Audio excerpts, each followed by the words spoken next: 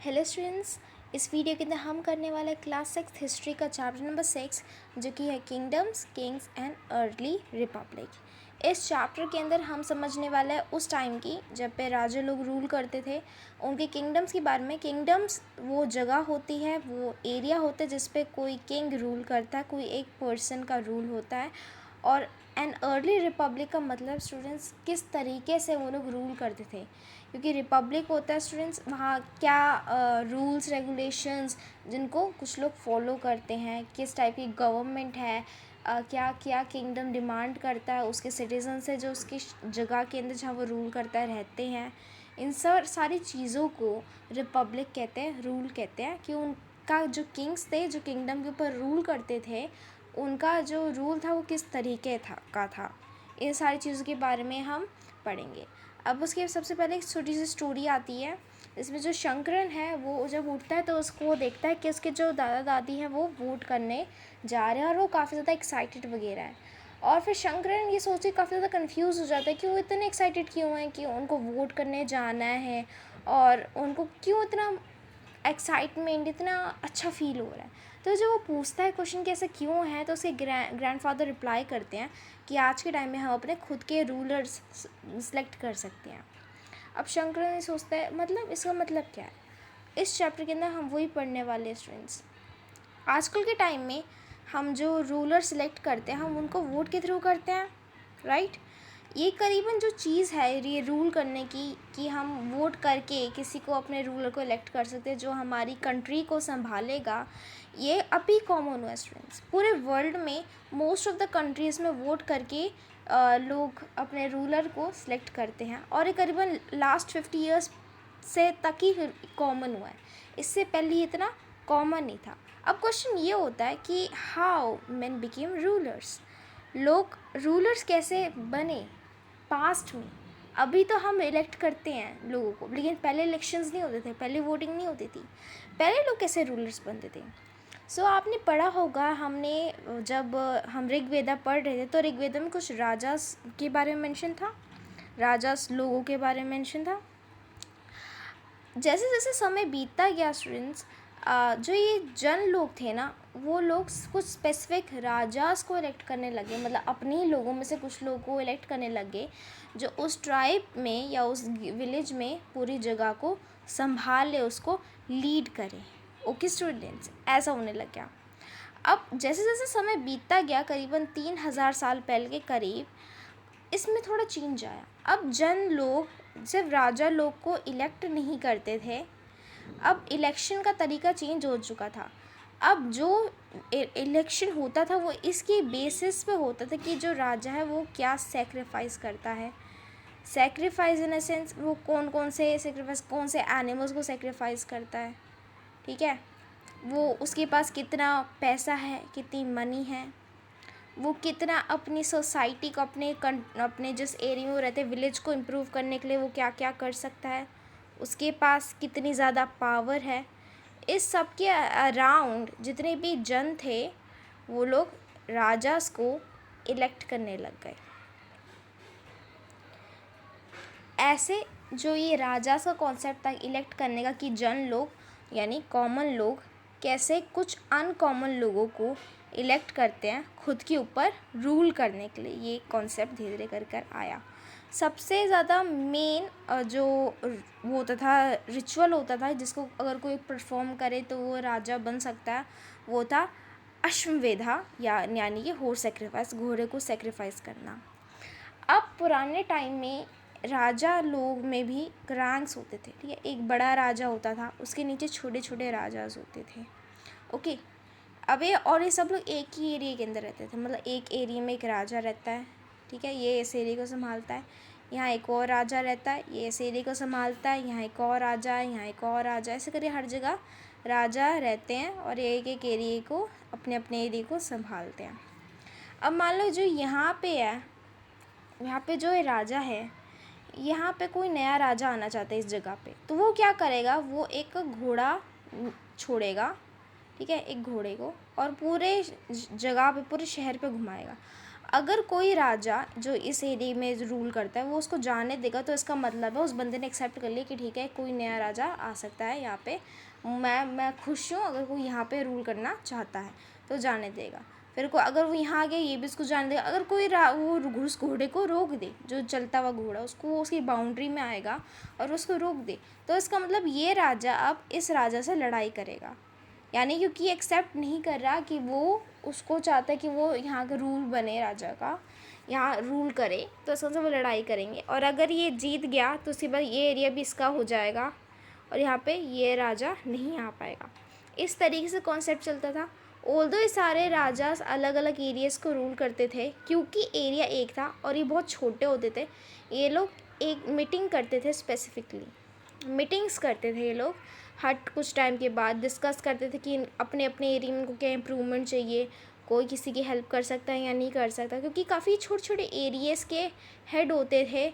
इनके पास पावर होती तो थी लेकिन इतनी पावर नहीं होती थी कि अगर कोई बाहर से कोई इन पर अटैक करेगा तो उसका सामना कर पाएंगे या नहीं कर पाएंगे। तो इस कारण से जो जितने भी सारे राजास होते थे एक एरिया के अंदर वो एक कम्युनिटी बना लेते थे और ये मीटिंग्स वगैरह हेल्ड करते थे। ओके, सो इस तरीके से पूरा राजास किस तरीके से बनते थे पुराने टाइम में। हम बात करीबन 3000 साल पहले की कर रहे हैं, 3000 से 1500 साल पहले, लाइक कैसे राजा लोग इलेक्ट होते थे और जगह को में रूल करते थे। अब जो ये सेक्रीफाइसेस करते थे ना, ये इनको कुछ स्पेशली ट्रेंड लोग सेक्रीफाइस करते थे, प्रीस्ट करते थे, ब्राह्मण लोग सेक्रीफाइस करते थे। जस्ट अभी इन लोगों का नाम ब्राह्मण नहीं रखा गया था, फ्यूचर में रखा जाएगा, लेकिन कुछ स्पेसिफिक लोग होते थे जिनका काम होता था सेक्रीफाइस करना, वो लोग इस रिचुअल्स वगैरह पूरे ऑर्गेनाइज करते थे। अब जो ये राजा होते थे, जो भी सेक्रीफाइस करता है, जाहिर सी बात है वो सबसे ज़्यादा अमीर होता है, सबसे ज़्यादा वेल्दी होता है, तो उसका जितने भी जन होते थे वो इन्हीं को इलेक्ट करते थे क्योंकि इनके पास ज़्यादा पैसा है, ये ज़्यादा अच्छे से इनका ख्याल रख सकते हैं और ऐसे बहुत सारी चीज़ें। और इनके लिए जन लोग गिफ्ट्स भी लाते थे राजा लोग के लिए, ताकि वो और भी उनकी वेल्थ बढ़े और वो और अच्छे से पूरे एरिया को जिसमें वो रूल करते उसको संभाले। जो राजा होता था वो हर एक रिचुअल में एक सेंट्रल फिगर होता था, यानी कोई भी सेक्रीफाइस, भले ही वो राजा सेक्रीफाइस नहीं कर रहा, कोई प्रीस्ट आया है स्पेसिफिकली उसके लिए सेक्रीफाइस करने में, लेकिन राजा का होना ज़रूरी था, राजा इम्पोर्टेंट होता था उसमें सेक्रीफाइस करने में।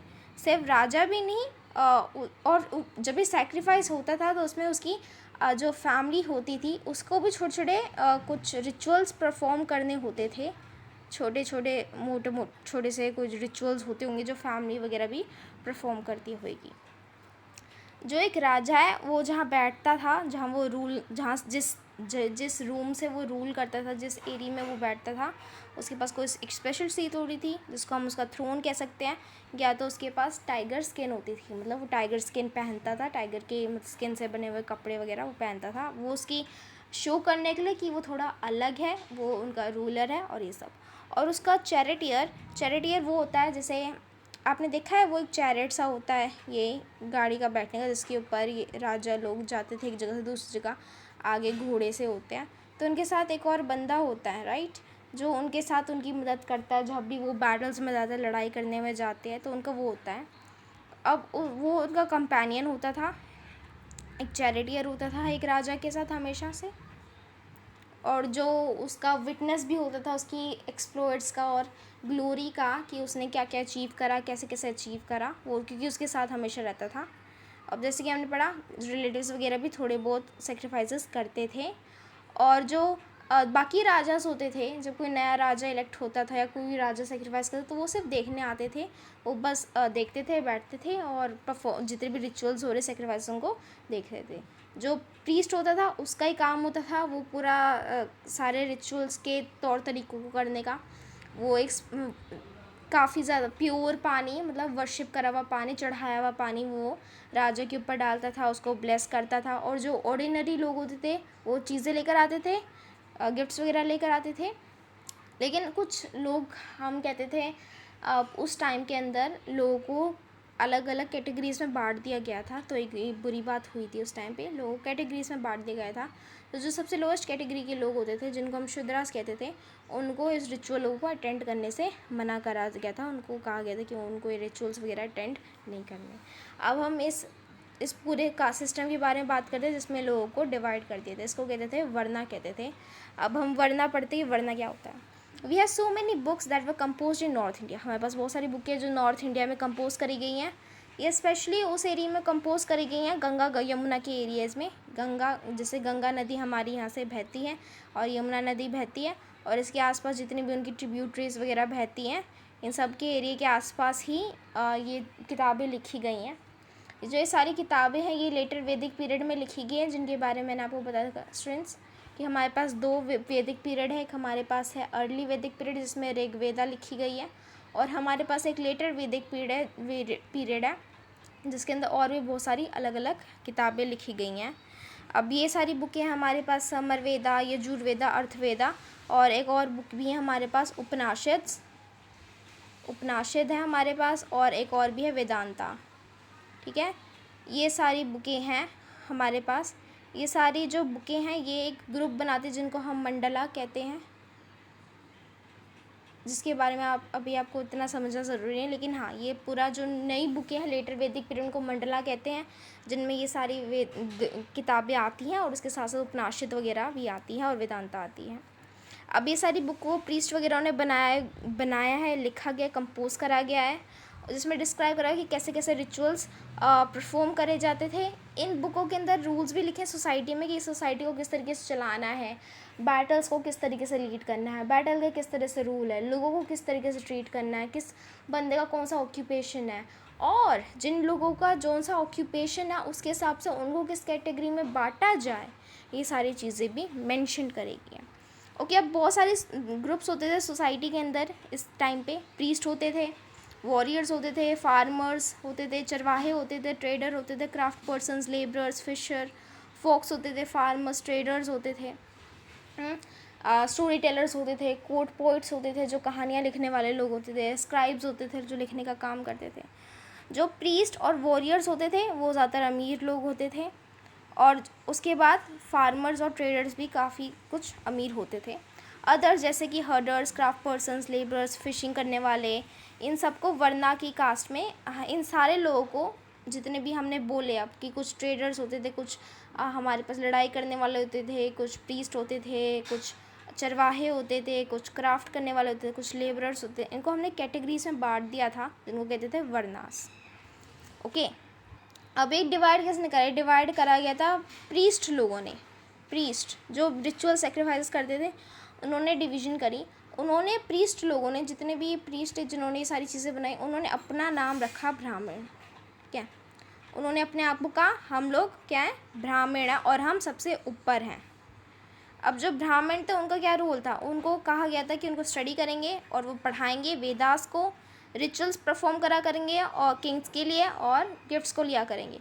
अब जो ब्राह्मण लोग हैं ना, उन्होंने सेकंड प्लेस पे रखे गए लोग जो थे हमारे रूलर्स, राजा लोग और वॉरियर्स। ठीक है, और उनको नाम दिया गया उन्होंने क्षत्रिय। क्या नाम दिया गया, क्षत्रिय।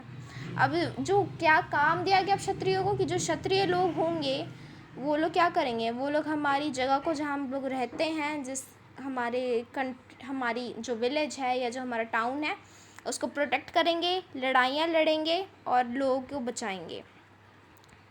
अब कहा गया कि ये लोग ब्राह्मण के बाद सेकंड सबसे ज़्यादा हाईएस्ट रैंक पे लोग थे। जो थर्ड रैंक पे लोग थे वो थे वैश्य और वैश्या। अब ये जो लोग थे वो थे फार्मर्स, हर्डर्स, ट्रेडर्स। अब जो क्षत्रियस और वैश्यास थे, ये लोग सेक्रीफाइसेस कर सकते थे। अब जो ब्राह्मण्स थे वो लोग थे जो सेक्रीफाइसेस का रिचुअल करते थे। लेकिन जो सेकंड और थर्ड नंबर पे हैं, जो कि हमारे क्षत्रिय और वैश्य, वो सेक्रीफाइसेस कर सकते हैं, और ब्राह्मण वो लोग हैं जिनको परफॉर्म करेंगे। फर्स्ट कैटेगरी में सबसे ज़्यादा कहा गया, सबसे हाईएस्ट कैटेगरी में ब्राह्मण है, उससे थोड़ी लो कैटेगरी में क्षत्रिय वगैरह, और थर्ड कैटेगरी में हमारे ट्रेडर्स, फार्मर्स और वो हैं हर्डर्स हैं। हम आगे पढ़ते हैं। लास्ट वो थी शूद्रास। सबसे लास्ट में कौन थे, शूद्रास थे, जिनको कोई भी सेक्रीफाइस करने को मना करा गया था, क्योंकि ये सबसे लास्ट में आते थे। कभी कभी औरतों को भी शूद्रास में काउंट करा जाता था, चाहे वो जिस भी कैटेगरी की हो, उसको अलाउ नहीं करा जाता था कि वो स्टडी करे वेदास की। शूद्रास को भी अलाउ नहीं करा जाता था स्टडी करना वेदास की, वो पढ़ लिख नहीं सकते थे, वो हमेशा किंग्स के अंडर स्लेव्स, दास दासियों की तरह काम करते थे। The priest also said these groups were decided on the basis of birth. अब जो प्रीस्ट थे जिन्होंने ये कैटेगरीज बनाई, उन्होंने कहा था कि ये उनके बर्थ के अनुसार हम लोगों ने डिसाइड करें, ये कैटेगरीज बनाई हैं। जैसे कि किसी का फादर या मदर अगर ब्राह्मण है तो ऑटोमेटिकली जो बच्चा होगा वो ब्राह्मण बन जाएगा, और सो ऑन। ऐसे बहुत सारे कि मान लो जैसे अगर फादर ब्राह्मण है और जो उसकी वाइफ है, ब्राह्मण की वाइफ अगर वो शूद्रा है, राइट, सबसे लोएस्ट है, तो जो उनका बच्चा होगा वो होगा क्षत्रिय। ओके। या अगर जो अगर एक वैश्य है, मतलब अगर वो एक ट्रेडर है और जो उसके जो वाइफ है वो एक क्षत्रिय है, तो जो उनका बच्चा होगा वो एक क्षत्रिय होगा। इस तरीके से पूरे रूल्स रेगुलेशंस बनाए गए थे स्पेसिफिकली कि क्या कैसे कैसे on the basis of birth हम डिसाइड करेंगे कि जो बच्चा पैदा हुआ है वो किस कैटेगरी में जाएगा। और कुछ लोगों को उन्होंने अनटचेबल्स के तौर पे भी क्लासिफाई कर दिया था, जैसे कि दलित लोग।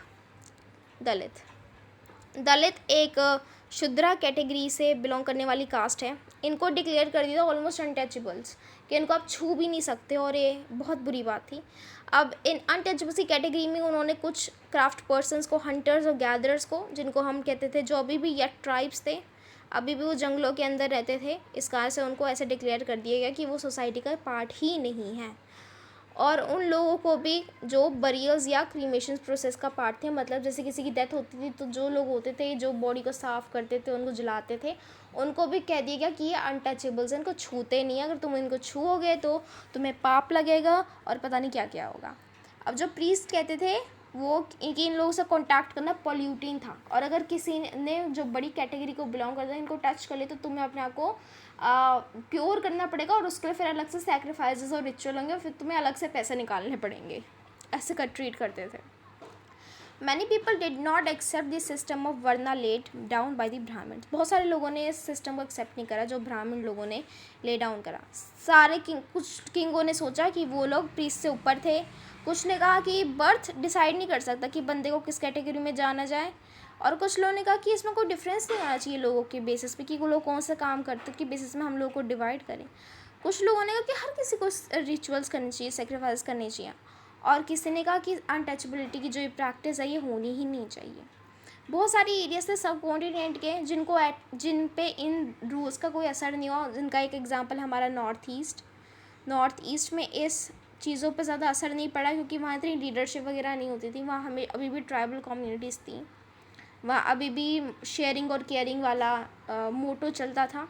दूसरा है हमारा साउथ इंडिया, वहाँ पे भी ये इतना फ़र्क नहीं पड़ा, लेडीज़ को भी हाई रिगार्ड करा जाता था, लेडीज़ को कभी शूद्रा में नहीं इंक्लूड करा गया, क्योंकि लेडीज़ मैट्रियार्कल सोसाइटी थी साउथ इंडिया में, द्राविडन फैमिली को बिलोंग करती है साउथ इंडियन सोसाइटी, तो इस कारण से। और बहुत सारे वहाँ सोशल इकोनॉमिक डिफरेंसेस नहीं थे, ये ज़्यादातर चेंजेस हैं हमारे नॉर्थ वेस्ट में और नॉर्थ इंडिया में। अब हम बात करते हैं जनपदास की। जो राजास थे जो बड़े बड़े रिचुअल्स सेक्रीफाइसेस करते थे, उनको हम लोग अब राजास ऑफ जनपदास कहने लग गए थे। अब राजास ऑफ जनपदा का क्या मतलब है? जन का क्या मतलब होता है स्टूडेंट? जन का मतलब होता है मैन, पर्सन। ओके। जनपदा का क्या मतलब होता है? जनपदा का मतलब होता है वो लैंड जिसके ऊपर एक जन ने अपना कदम रखा, यानी वो लैंड जिस पे जन ने यानी नॉर्मल लोगों ने अपने पैर रखे, उनको जनपदा कहते हैं कि इन पे वो लोग चले हैं, उन पे वो लोग रह रहे हैं। अब जो जन को रूल कर रहा है, जाहिर सी बात है वो उस लैंड को भी रूल कर रहा है जिस पे जनपदा मतलब जिस पे वो लोग रह रहे हैं, तो इस कारण से लोगों को अब जनपदा कहने लग गए राजास को कि वो जनपदा के रूलर हैं, मतलब वो उनका हक लोगों पे भी है जो उस जगह पे रह रहे हैं, और उस मिट्टी पे भी, उस ज़मीन पे भी जिस पे वो लोग रह रहे हैं, तो इस कारण से उनको जनपदा कहने लग गए। जो आर्कियोलॉजिस्ट हैं उन्होंने बहुत सारे सेटलमेंट्स को जनपदा में निकाला गया है ऐसी जगहों पे। अभी हम जनपदास के बारे में पढ़ेंगे कि कहाँ कहाँ थे और कौन कौन सी जगहें थी जहाँ पे जनपदास थे। जनपदास आप कह सकते हो स्टूडेंट्स बेसिकली बहुत अर्ली स्टेज है किंगडम इस्टेब्लिश होने की। ओके, उस टाइम पे किंगडम्स का कोई रोल नहीं था, उस टाइम पे किंगडम्स नहीं बनी थी, उस टाइम पे सिर्फ जनपदास थे। फिर बाद में जनपदास महाजनपदास बने और फिर उसके बाद किंगडम्स बनने शुरू हुए स्टूडेंट्स। तो अभी ये काफ़ी अर्ली स्टेज है, अभी लोगों को ठीक से पता नहीं था, अब जस्ट स्टार्टिंग थी रूलिंग करने की। लोगों के लिए कॉन्सेप्ट काफ़ी ज़्यादा न्यू था कि कोई हमारे पर रूल करे वगैरह, इस कारण से ये एक स्टार्टिंग है। और अभी जब भी धीरे धीरे करके रूल्स वगैरह और शार्प बनेंगे, धीरे धीरे करके रूल्स और ज़्यादा ठोस बनेंगे, तब ये हम कहेंगे कि ये किंग्स हैं, ये बड़े रूलर्स हैं, ये एम्पायर्स हैं, लोगों ने डायनेस्टी बनाई है। ओके स्टूडेंट्स, अब जो आर्कियोलॉजिस्ट हैं उन्होंने जनपदा से बहुत सारी चीज़ें निकाली, जैसे पुराना किला हमारा जनपदा दिल्ली, हस्तिनापुर मेरठ में है, और ये अर्तना खेरा ये इता में है, ये दोनों उत्तर प्रदेश में है। अब यहाँ पे हमने देखा कि लोग हट्स में रहते थे, कैटल्स रखते थे और एनिमल्स भी रखते थे। वो बहुत सारी टाइप की क्रॉप्स ग्रो करते थे, rice, wheat, barley, pearls, sugar cane, sesame and mustard. अब देखो स्टूडेंट्स, इसमें शुगर केन और मस्टर्ड ये दो नई चीज़ें आ गई हैं जो पहले लोग नहीं उगाते थे, लेकिन अब इन्होंने उगाना शुरू कर दिया। अब ये लोग अर्दन पोट्स, मिट्टी के बर्तन वगैरह भी बनाते थे, कुछ ग्रे कलर के होते थे और बाकी ज़्यादा रेड कलर के होते थे। अभी हमने देखा कि इनके ऊपर अब लोगों ने पेंटिंग करने, डिज़ाइंस बनाने भी शुरू कर दिए थे। अब हम इसके ऊपर हम देखते हैं ये महाजनपदास और जनपदास। अब कुछ किंगडम्स, कुछ रूल्स, ओके, कुछ राजा, जैसे कि मैंने कहा स्टूडेंट्स, कुछ राजा दूसरे लोगों से छोटे होते थे और कुछ राजा दूसरे लोगों से बहुत बड़े होते थे। राजास में भी रैंक होते थे।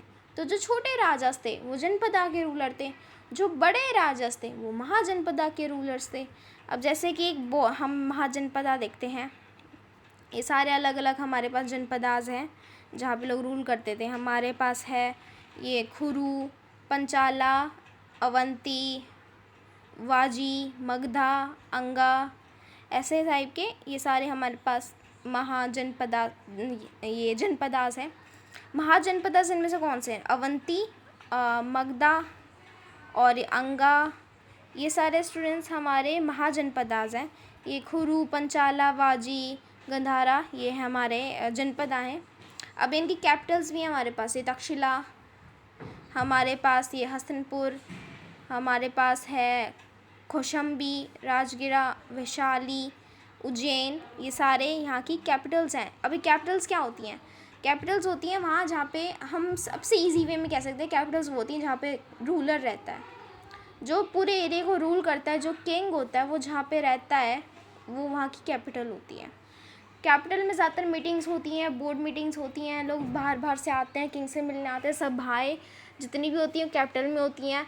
पूरे किंगडम में रहने वाले सबसे अमीर लोग कैपिटल में रह रहे होते हैं, और कैपिटल जो होती है उसके ऊपर बड़ी ऊंची ऊंची बिल्डिंग्स होती हैं, पूरी दीवारें खड़ी करी गई होती हैं, और यहाँ पे बहुत बड़े बड़े मॉन्यूमेंट्स होते हैं, किले होते हैं, कासल्स होते हैं, फोर्ट्स होते हैं, जो किंग अपने लिए बनाते हैं, खुद के रहने के लिए बनाते हैं।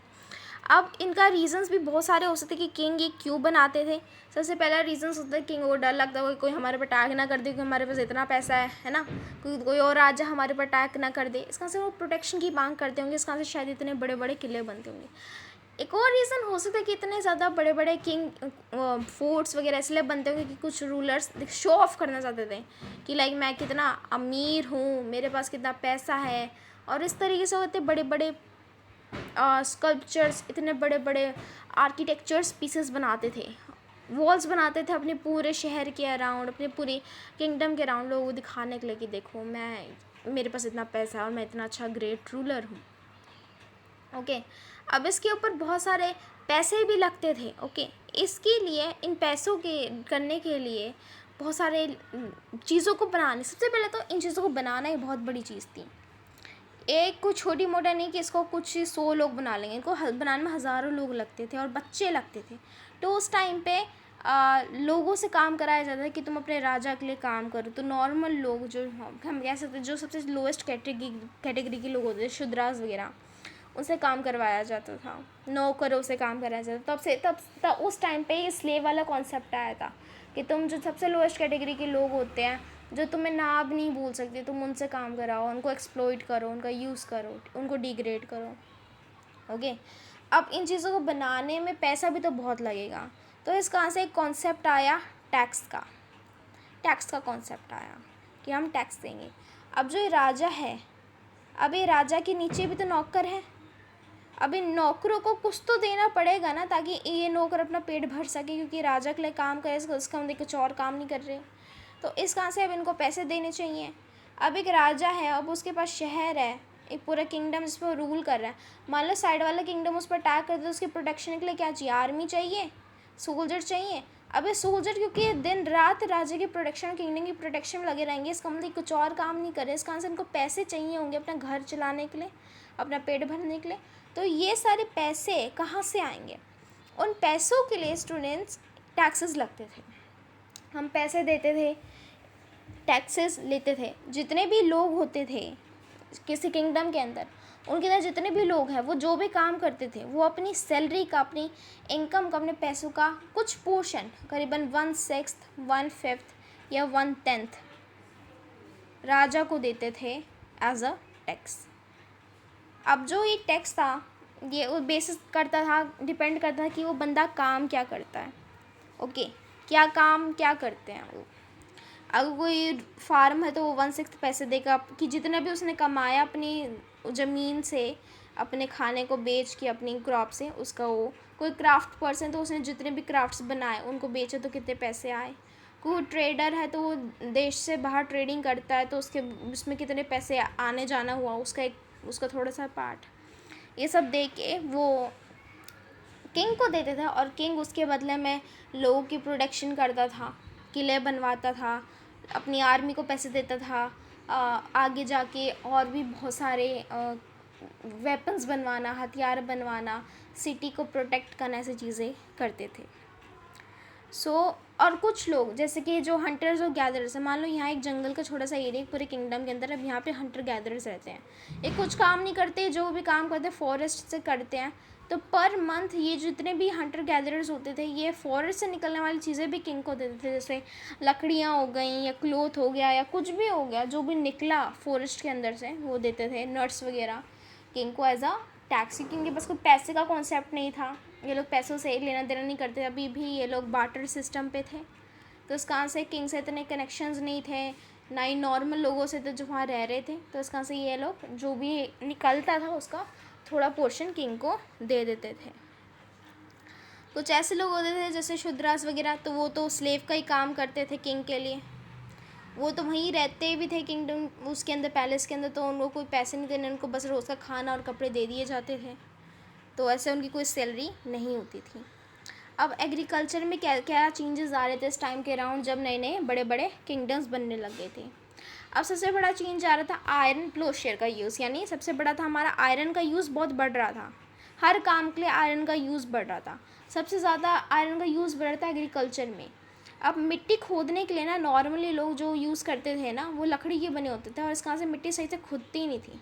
अब जब से ये आयरन के प्लो यूज़ होने लग गए ना, जो आयरन के बने होते थे, हैवी से होते थे, ये मिट्टी को सही से खोद देते थे, और इससे फार्मिंग काफ़ी ज़्यादा बढ़ने लगी थी, कि हम उसमें मिट्टी को भी, उस पर भी हम उगा पा रहे थे, जिसको नॉर्मली खोदना बहुत मुश्किल था।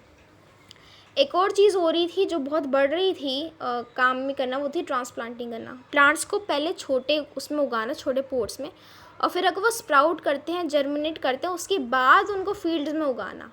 ये भी काम काफ़ी ज़्यादा नया कॉन्सेप्ट था, और ये स्टार्ट हो गया था, क्योंकि अगर हम ऐसी फील्ड में वो गिरा देते हैं ना सीड्स, तो बहुत कम स्प्राउट करते हैं, तो इस कारण से इतने ज़्यादा ना यील्ड नहीं होता, इतने ज़्यादा ग्रेन्स नहीं उगते। तो सबसे पहले अगर हम कोई छोटी जगह पे सारे को छोटे छोटे उगा दें, फिर हम देख सकते हैं कौन सा स्प्राउट करा या कौन सा उगा नहीं होगा। जो उगे उनको संभल के निकाल के बड़ी फील्ड में लगा के फिर हम उनको ऐसे उगा सकते हैं। तो ये कॉन्सेप्ट आया। नॉर्मली अब जो ये काम था, ये फील्डों के अंदर जो ये स्प्राउट हुए हुए प्लांट्स होते थे, उनको उगाने का काम शूद्रा या स्लेव लोग ही करते थे। उनको दास या दासीस कहते थे, या कामाकारास कहते थे, जो एग्रीकल्चर का काम करते थे।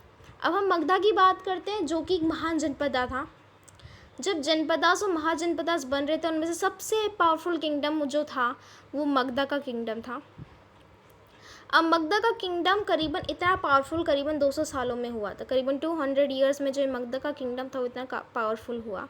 अब इस मगधा किंगडम के ये इतना पावरफुल इसलिए हुई, यहाँ की लैंड काफ़ी फर्टाइल थी, यहाँ पे पहाड़ थे जिसके अंदर आयरन की कोई कमी नहीं थी, यहाँ पे जंगल थे जिसके अंदर लकड़ी की कोई कमी नहीं थी। तो इस पूरे किंगडम जिस एरिया में था वहाँ रिसोर्सेज की कमी नहीं थी। इसका आंसर ये किंगडम इतना ज़्यादा फ्लोरिश करा, इतना ज़्यादा प्रॉस्पर करा। यहाँ पे गंगा बहती थी और उसकी ट्रिब्यूटरी सन भी बहती थी गंगा में। ट्रांसपोर्ट के लिए काफ़ी ईजी था। अब गंगा के थ्रू हम शिप्स वगैरह बोट्स वगैरह चला सकते थे, एक जगह से दूसरी जगह जा सकते थे। लोग यहाँ से ट्रैवल करते थे, बाकी किंगडम्स के लोग तो उनको टैक्स भी देते थे नदी में ट्रैवल करने का। वाटर सप्लाई की कोई कमी नहीं थी, फर्टाइल लैंड बहुत था क्योंकि पानी बहुत ज़्यादा था। बहुत सारा मगधा का एरिया फॉरेस्ट से कवर था, एलिफेंट्स वगैरह बहुत ज़्यादा रहते थे तो जिनको हम आर्मी का पार्ट बना सकते हैं। फॉरेस्ट था क्योंकि उससे हम घर बना सकते हैं, कार्ड्स बना सकते हैं, चैरियट्स बना सकते हैं। आयरन की माइंस की कोई कमी नहीं थी, बहुत बड़े बड़े पहाड़ थे जिनके अंदर बहुत सारे आयरन और बहुत सारे अलग अलग मेटल्स मिलते थे जिनको हम टूल्स बनाने में, वेपन्स बनाने में यूज़ कर सकते थे। अब जो मगधा के 3 बहुत इंपॉर्टेंट रूल्स है वो एक बिम्बसारा, अजातशत्रु और महापद्मानंदा। ये लोग 3 सबसे बड़े रूलर्स हैं जिनके कारण मगधा वो एम्पायर बन पाया जो मगधा के बारे में हम पढ़ते हैं। पूरे इंडिया में सबसे ज़्यादा पावरफुल किंगडम जो बना वो मगधा था। इन लोगों ने कोई भी कमी नहीं छोड़ी दूसरे अलग जनपदाओं को कॉन्कर करने में, और उन्होंने करा भी, उन लोगों का बहुत नुकसान करा। इन्होंने कंट्रोल को पूरा नॉर्थ वेस्ट तक फैला दिया था। राजगिरा जो पूरा वेस्टर्न बिहार है वो इसकी मगधा की कैपिटल थी। आगे जाके पाटलिपुत्रा इनकी कैपिटल बन गई जो अभी पटना है जिसको हम कहते हैं। अब करीबन 2300 साल पहले एक अलेक्जेंडर नाम का रूलर भी आया था मैसेडोनिया से, आपने पढ़ा होगा। अलेक्जेंडर द ग्रेट जिसको हम कहते हैं, वो पूरे दुनिया को कॉन्कर करना चाहता था। उसका सपना बहुत बड़ा था और उन्होंने उसको पूरा भी करा। उसने भले ही पूरी दुनिया को नहीं कॉन्कर कर लिया लेकिन उसने पूरा इजिप्ट और वेस्ट एशिया का बहुत बड़ा पार्ट कॉन्कर करा था। जब वो इंडिया में कॉन्कर करने आया तो वो BS के ऊपर रुक गया। अब उसके सोल्जर्स ने आने से मना कर दिया और वो वापस नहीं, डर गए वो लोग।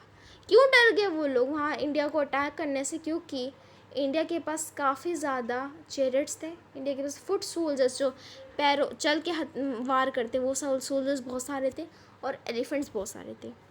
हमारी जो इंडिया की मिलिट्री थी, इंडिया की जो आर्मी थी, उसके पास जो हथियार थे, उसके पास जो आर्मर थे जो लोहे के बने होते थे वो बहुत ख़तरनाक थे।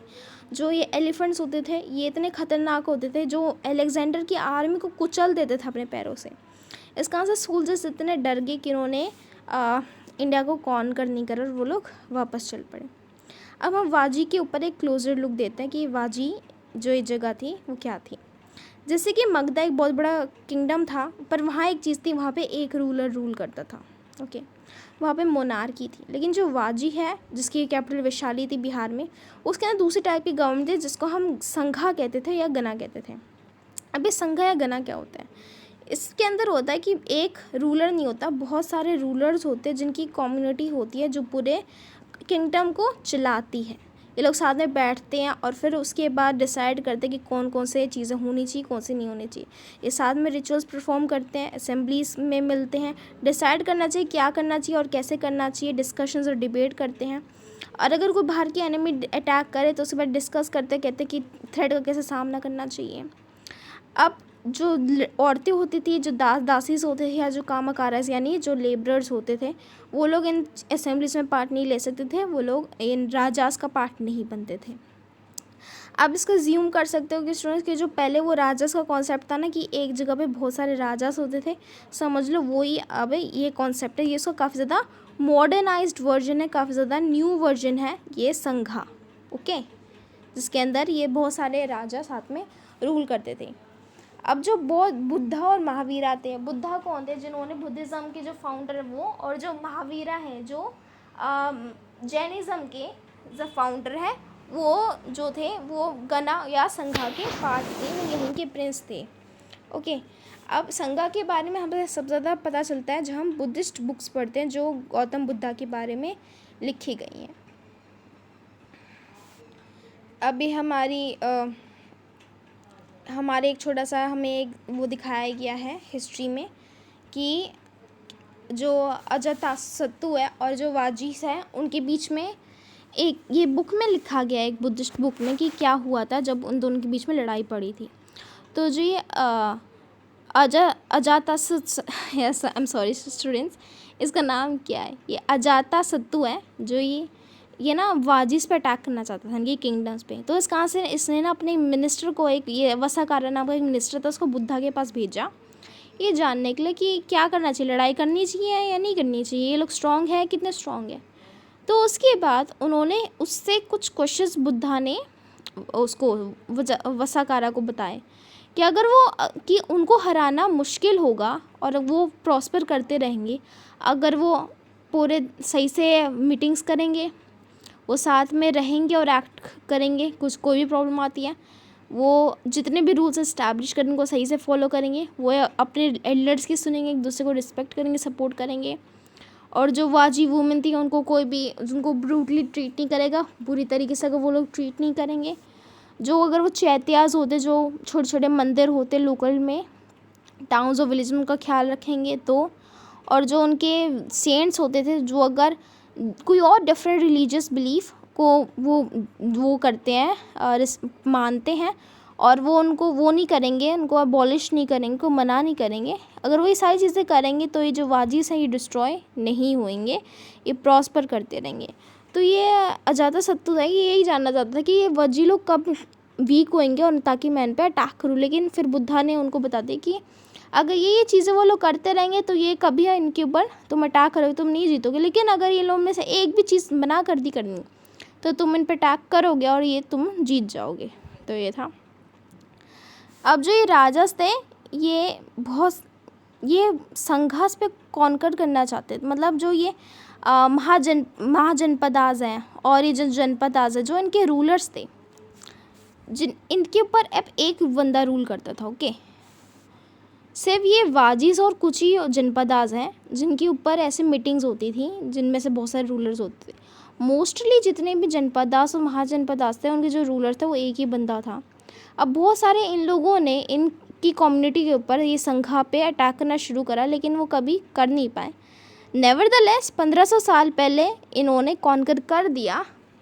जो गुप्ता डायनेस्टी आई थी, गुप्ता डायनेस्टी के जो रूलर्स थे उन्होंने संघा और गना को कॉन्कर कर लिया, और फिर इसके बाद जो इनका कॉन्सेप्ट था इसके चला गया, ये ख़त्म हो गया। अब इसके बाद हम एल्सवेयर पढ़ते हैं कि एक और किसी और जगह क्या फॉर्म ऑफ गवर्नमेंट चल रही थी। करीबन 2500 साल पहले जो एथेंस के लोग थे वो एक गवर्नमेंट बनाना चाहते थे। उन्होंने उस गवर्नमेंट को नाम दिया डेमोक्रेसी। क्या नाम दिया? डेमोक्रेसी, जो करीबन 200 साल तक चली। जितने भी फ्री आदमी थे जो 30 से ऊपर थे उनको रिकग्नाइज करा गया कि वो सिटीजन थे। इंडिया में कितनी एज है? 18 है ना? 18 है इंडिया में डेमोक्रेसी है नहीं है? नीचे कमेंट करके बताना। There were an assembly that met at 40 times a year. अब ये जो असेंबली करते थे ये साल में 40 बार मिलते थे और इम्पोर्टेंट मैटर्स को डिस्कस करते थे कि जैसे क्या क्या चीज़ें करनी चाहिए, क्या नहीं करनी चाहिए। जितने भी सिटीजन थे, यानी जितने भी 30 से ऊपर के लोग थे, वो इन मीटिंग्स को अटेंड कर सकते हैं। Appointments for many positions were made through lottery. Lottery के थ्रू पोजीशंस की कौन क्या किसका क्या रोल होगा और इलेक्ट करा जाता था। जिनको भी चूज़ करना चाहता था, जिनको भी मन था उस पोजीशन में पार्ट लेने का, वो अपना नाम देते थे और उसके बाद लॉटरी के थ्रू नाम निकाला जाता था। सिटीजन्स को एक्सपेक्ट करा जाता था कि वो आर्मी में और नेवी में सर्व करेंगे, लेकिन औरतों को कंसीडर नहीं करा जाता, स्टूडेंट्स को। ऑल्सो फॉरनर्स को जो यहाँ पे एथेंस में रहते थे और काम करते हैं, जैसे कि मर्चेंट्स, क्राफ्ट पर्सनस, उनको भी सिटीजन्स की राइट नहीं जीत जाती थी। बिसाइड्स जो ये एथेंस था, यहाँ पे बहुत सारे स्लेव्स भी बहुत थे। यहाँ के लोग थे वो दूसरे जगहों से लोगों को लाकर उनसे काम करवाते थे। और जो लोग थे वो सबसे काम करते थे जो सबसे लोअर काम होते थे, जैसे घर का काम, फील्ड का काम, माइंस का काम, वर्कशॉप्स का काम, लेबर, ठीक है। और इनको भी सिटीजन्स की तरह ट्रीट नहीं करा जाता। अब तुम मुझे बता स्टूडेंट्स, क्या ये ट्रू डेमोक्रेसी है? क्या ये ट्रू डेमोक्रेसी है? हमारे इंडिया में क्या डेमोक्रेसी है? नीचे कमेंट करके बताना। सो इसी तरीके से स्टूडेंट्स हमारा पूरा का पूरा चैप्टर कंप्लीट होता है। अब इसमें हमने 2 टाइप की गवर्नमेंट्स के बारे में पढ़ा। एक तो था जिसमें एक रूलर इलेक्ट करता है, पूरा रूल करता है, और दूसरे में कुछ रूलर्स का एक ग्रुप होता है जो पूरे एक देश को संभालते हैं। अब हमने ये पढ़ा कि रूलर्स लोगों के पास पैसा कहाँ से आता है, कहाँ से होती है, बड़ी बड़ी बिल्डिंग्स बनाते हैं और अपनी मिलिट्री वगैरह का ख्याल रखते हैं। हमने ये देखा महाजनपदा जनपदा क्या होते हैं। हमने ये देखा कि कैसे लोगों को हमने कास्ट में बांटा और किस तरीके से लोग रूलर्स बनते हैं। और स्टार्टिंग में जब कॉन्सेप्ट नहीं था किसी गवर्नमेंट का या रूलर्स का, किंगडम्स का, तब कैसे लोगों को इलेक्ट करा जाता था। ये हमारा पूरा चैप्टर हो गया स्टूडेंट्स। अगर आपको ये वीडियो अच्छी लगे तो आप लाइक कर सकते हैं और कुछ भी इंपॉर्टेंट चीज़ें स्टूडेंट्स आप मुझे बता सकते हैं। Bye students.